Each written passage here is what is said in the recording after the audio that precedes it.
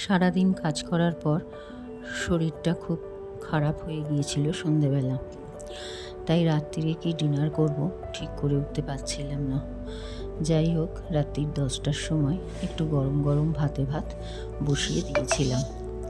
আমি মৌসুমি নিয়ে এসেছি তোমাদের সামনে একটা ছোট্ট ভিডিও নিয়ে। গরম গরম ভাত করে আমার বর ছেলেকে খেতে দিয়ে দিলাম। আর গরম গরম ভাত খেতে মোটামুটি ভালোই লাগে। আর তাছাড়া পরের দিন জয়মঙ্গলবার ভাত খেতে পারবো না, তাই জন্যে ভাবলুম একটু গরম গরম ভাতই করে ফেলি। তো যাই হোক,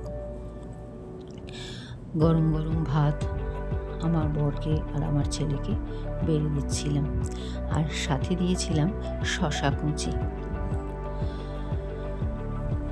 তো আর সঙ্গে ছিল কুমড়ো ভাতে আর আলু ভাতে। কুমড়োটাকেও পেঁয়াজ দিয়ে কাঁচা লঙ্কা দিয়ে মেখে নিয়েছিলাম। আর হ্যাঁ, সাথে ছিল পাকা আম। আমগুলো ছিল আমাদেরই গাছের আম।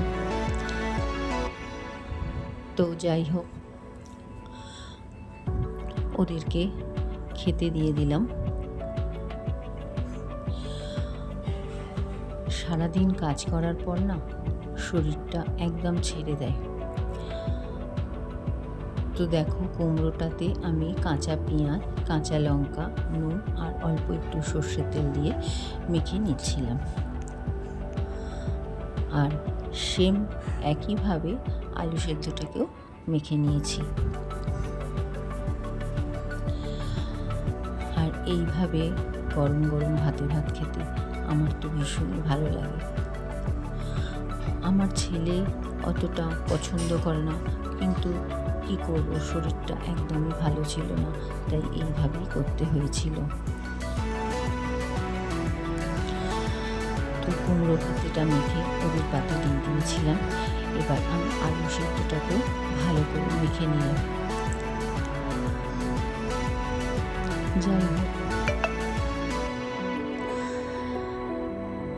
এটাই হলো আমার রাতের ডিনার। কুমড়ো সেদ্ধ, আলু সেদ্ধ, আর হ্যাঁ, সঙ্গে ছিল মুসুর ডাল, আর তার সঙ্গে শসা আর পাকা আম।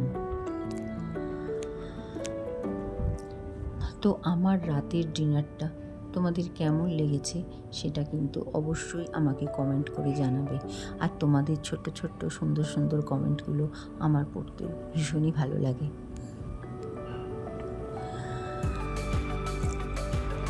যাই হোক, রাত্রিরের এইভাবেই খাওয়া দাওয়া সেরে ফেললাম। আর হ্যাঁ, কারা কারা তোমরা এইরকম গরম গরম ভাত খেতে ভালোবাসো, এটা কিন্তু জানাতে ভুলো না। আর আমার বর পাকা আমগুলো খোসা ছাড়িয়ে কাটছিল।